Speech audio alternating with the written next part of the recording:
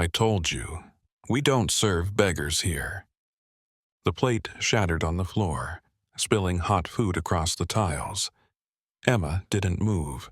She stepped between the trembling man and her boss, standing tall in her soaked apron like it was armor. Rain hammered the alley door. Inside, no one said a word. No one helped. She pulled a few crumpled bills from her pocket. Then take it out of my tips.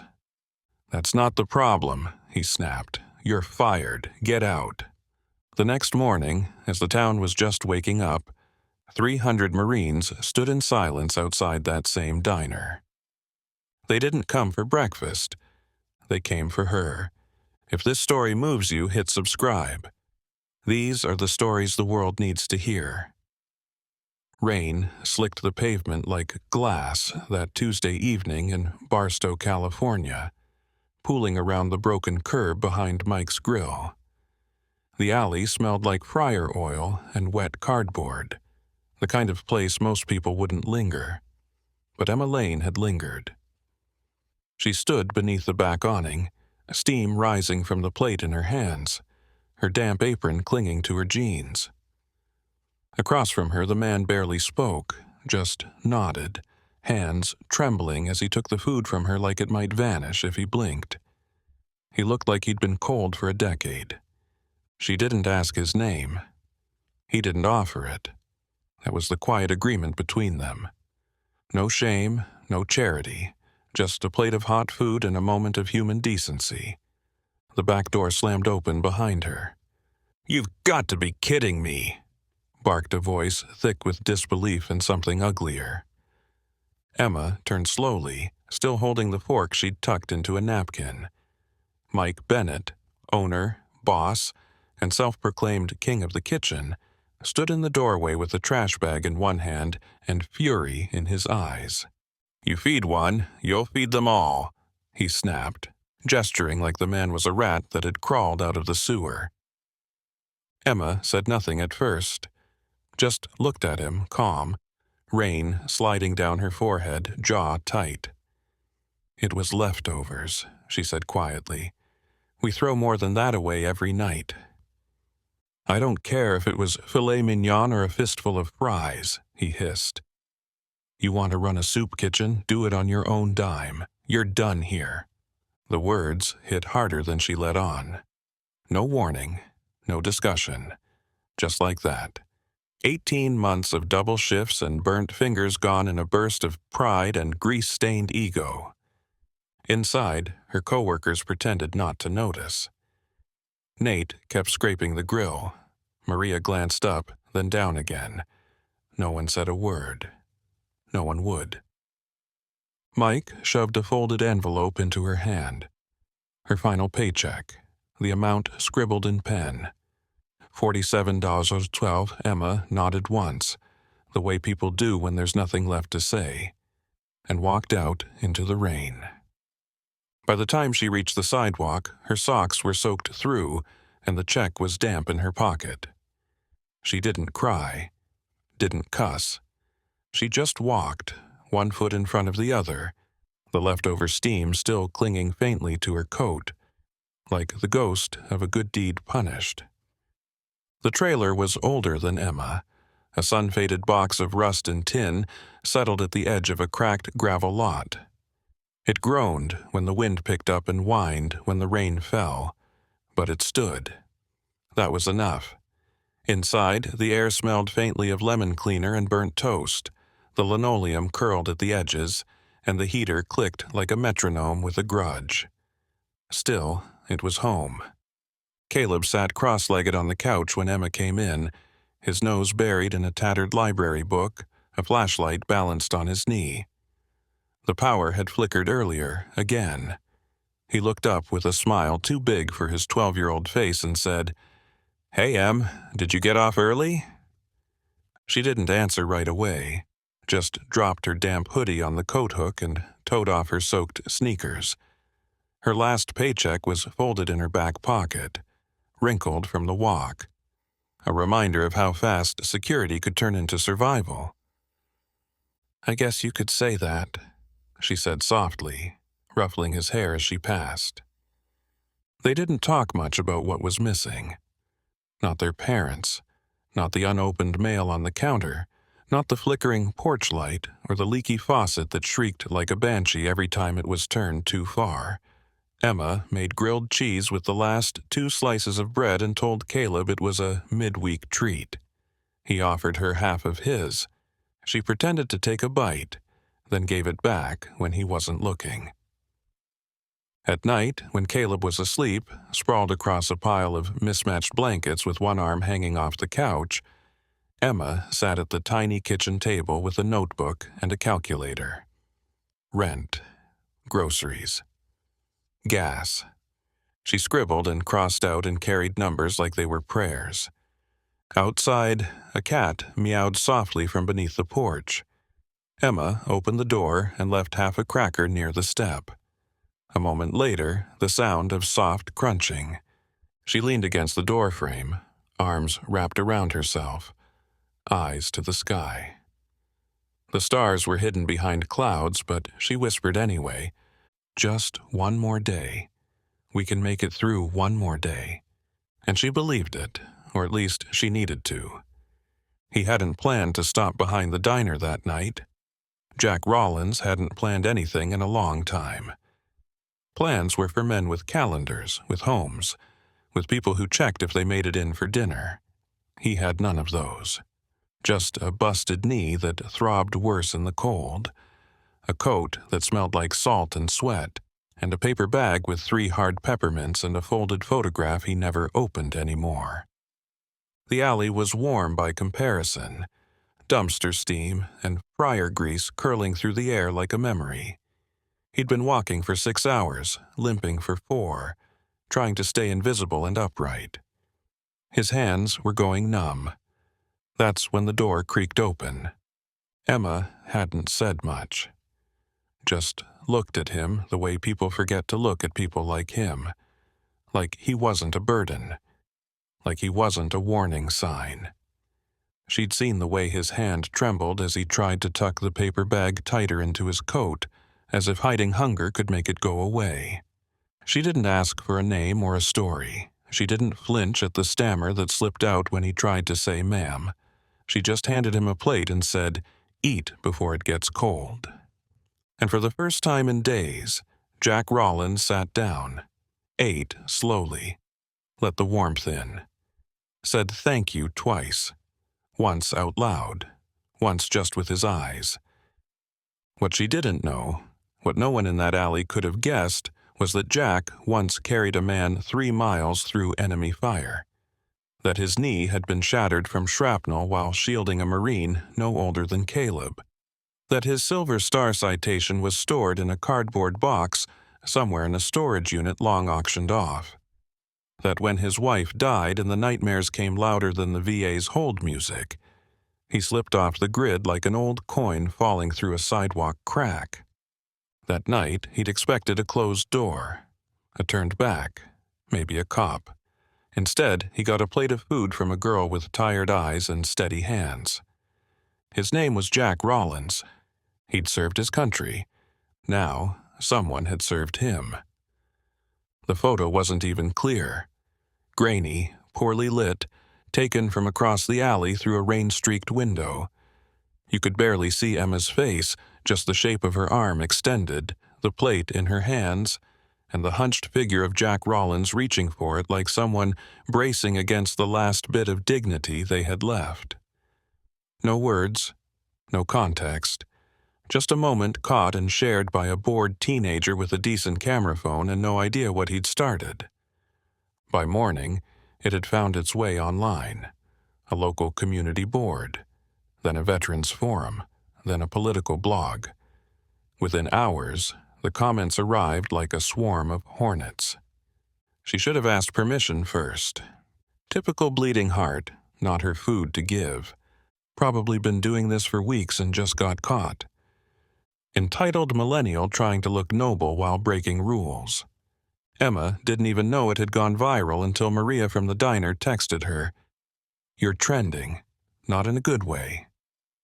There was no explanation, no chance to speak for herself. Just assumptions, headlines, and hashtags that twisted compassion into controversy. That afternoon, her landlord knocked on the trailer door. He was polite but firm, holding a printout of the post like it was evidence in a trial. "I don't want trouble, Emma," he said, voice low.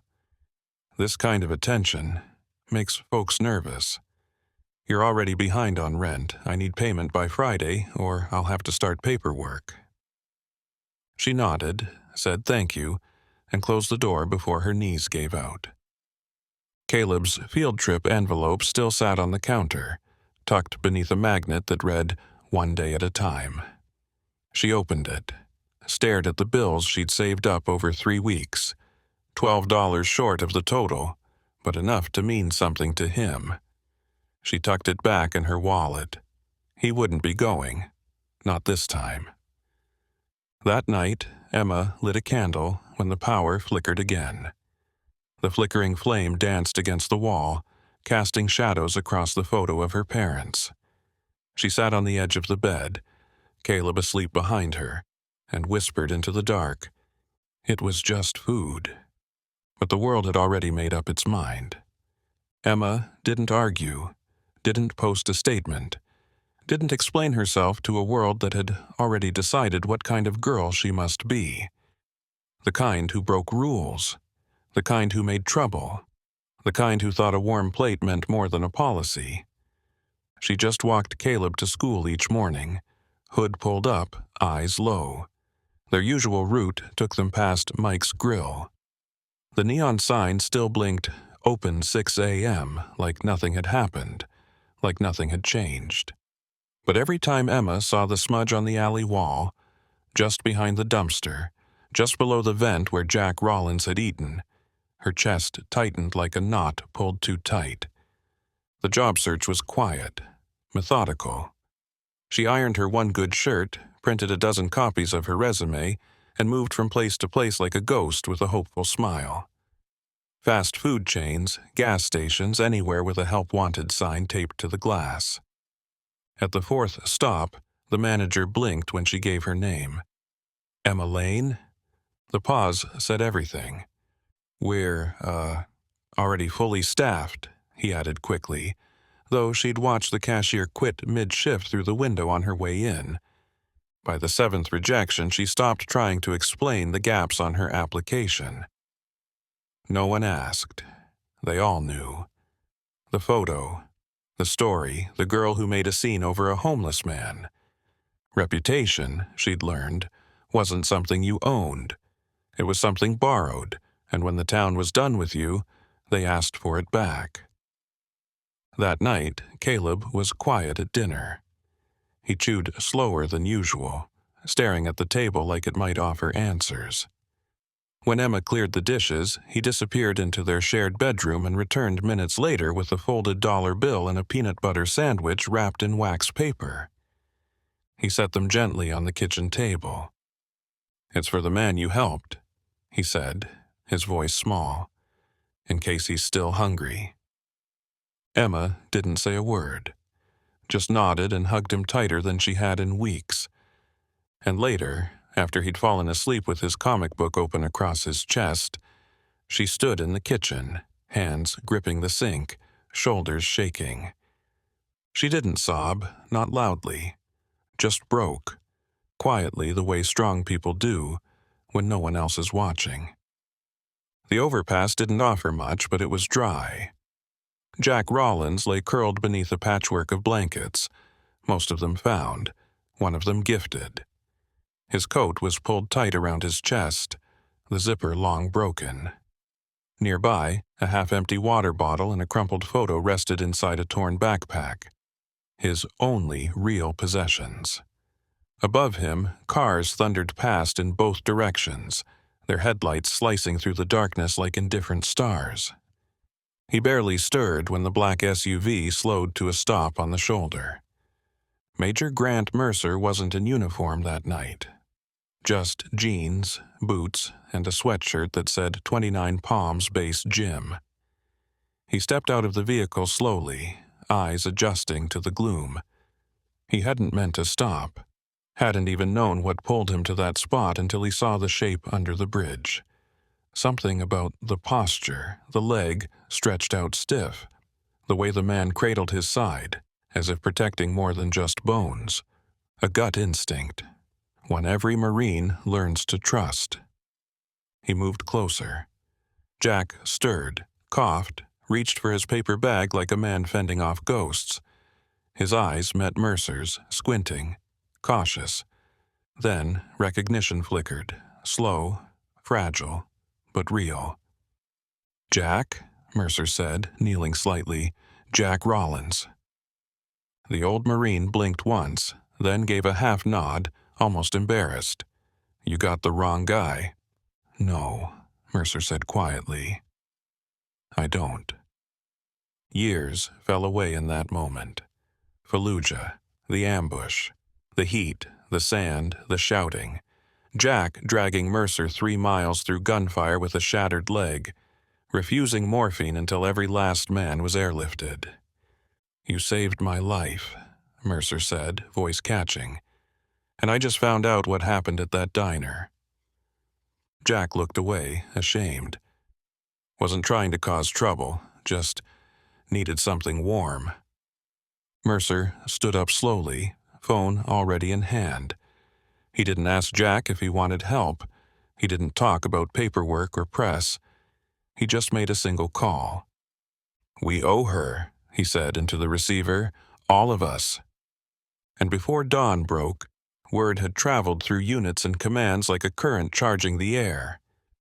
The Marines were moving. Quietly, deliberately, not for vengeance, for gratitude. The sun hadn't quite cleared the ridgeline when the first engine rumbled down Main Street. It wasn't loud, not in the way noise usually draws attention. It was steady, measured, almost reverent. A convoy of Humvees rolled in, dark and gleaming beneath the pale morning sky, tires slicing through shallow puddles left by last night's rain. They didn't stop at the courthouse or the town square.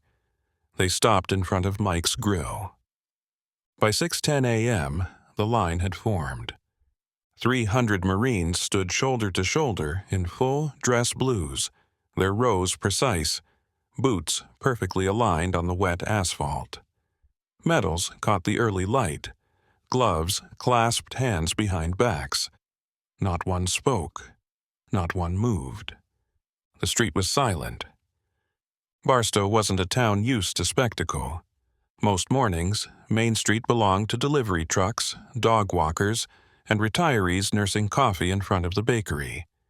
But that morning, blinds parted. Shop doors stayed shut. A boy on a bicycle skidded to a stop and simply stared, mouth open. An old woman in a housecoat stepped onto her porch and covered her heart with one hand. Inside Mike's Grill, the fluorescent lights buzzed as usual. Mike Bennett stood behind the counter, nursing his 3rd cup of burnt coffee and trying to ignore the pressure building in the air like a storm that didn't bring thunder. Just judgment. He didn't know what was happening, not yet, but he felt it. No signs, no chanting, no social media influencers shouting into phones. Just 300 soldiers standing in complete, unwavering silence.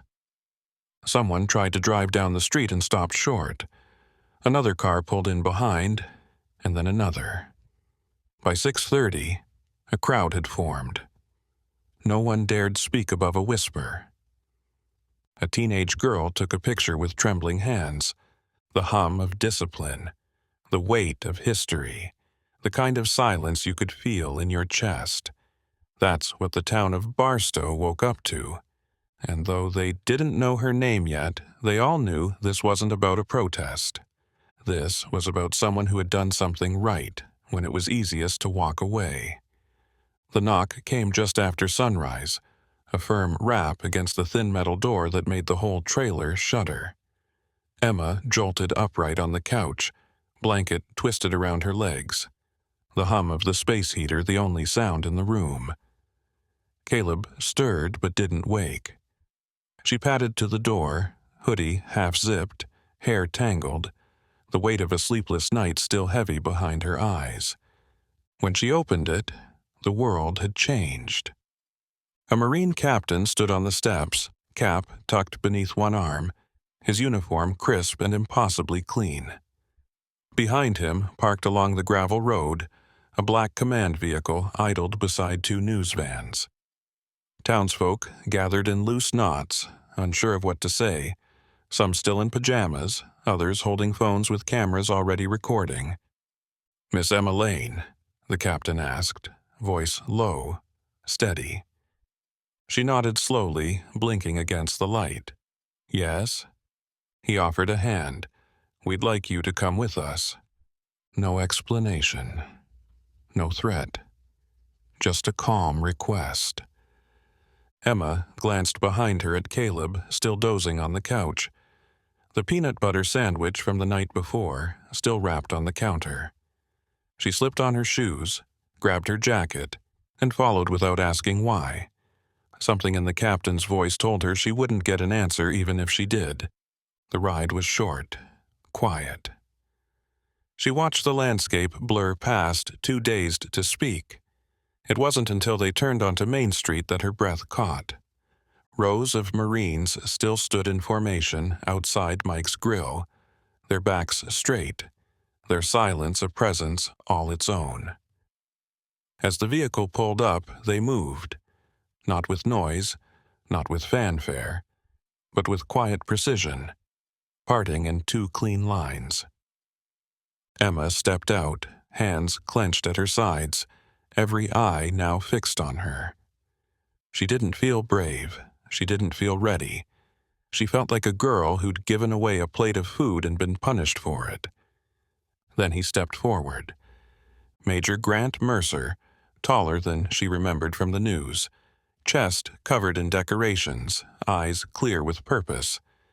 He raised a salute. Not the kind people give out of obligation. The kind born of reverence. He reached into his coat, removed a small laminated citation, and placed it gently in her hands. "Jack Rollins was once given this for saving my life," he said. "But yesterday, you did something I couldn't. You saw him when no one else did." The letter came on official paper, stamped with a gold emblem and signed by 3 people Emma had never met. She read it twice, lips parted slightly in disbelief. A Marine-funded nonprofit, Honor Harvest, was opening a community kitchen in Barstow, and they wanted her to run it.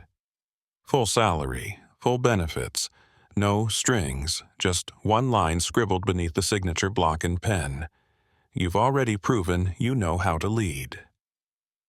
Emma sat at the kitchen table, the letter trembling in her hands. Across from her, Caleb read it upside down, eyebrows lifting higher with every word.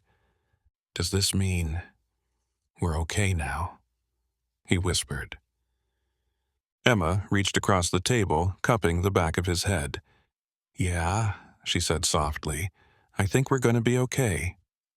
By the end of the week, she was meeting with volunteers, drawing floor plans on the back of napkins, and checking bulk food inventory like she'd been doing it her whole life. The kitchen wasn't fancy, an old church basement with flickering lights and uneven tiles, but it breathed differently. No one flinched when veterans showed up with empty hands. No one turned away anyone who asked for warmth. Caleb came by after school, helping sort donations or reading quietly at a table in the corner. When word got out about his scholarship, offered by the very same foundation that hired his sister, the boy who once gave up his field trip money became the pride of the block. Meanwhile, 2 miles away, Mike's grill stood quiet. At first, business dropped. Then, suppliers stopped answering. The health department found something in the grease traps. The neon sign flickered out one night and never came back on. Within 14 days of the Marines arriving, the place was locked up, windows dark. Mike Bennett? Gone. Rumors said he left town under cover of early morning, his truck packed, and his pride shredded. No one protested. But something strange began to happen outside Emma's new kitchen. People, locals, the same ones who had once looked away, started leaving things. A bundle of flowers, a folded note, a pair of gloves with a tag that read, "For anyone who needs them." Emma never made a speech. She didn't post about what happened. She just stood at the door every evening, hands in her pockets, apron dusted with flour, and welcomed whoever walked in. Because what she had given Jack Rollins that night hadn't just been a meal. It had been permission to feel human again. And now she was building a place where that feeling could grow. The dog tag is always with her, tucked into the small inner pocket of her apron, right beside a faded receipt she never threw away and a button she's meant to sew back on for weeks. The chain is frayed, the metal dulled with time, but the name etched into it, Rollins, Jack, hasn't faded. Neither has the weight of what it meant the night he placed it in her hand. Emma never tells the full story.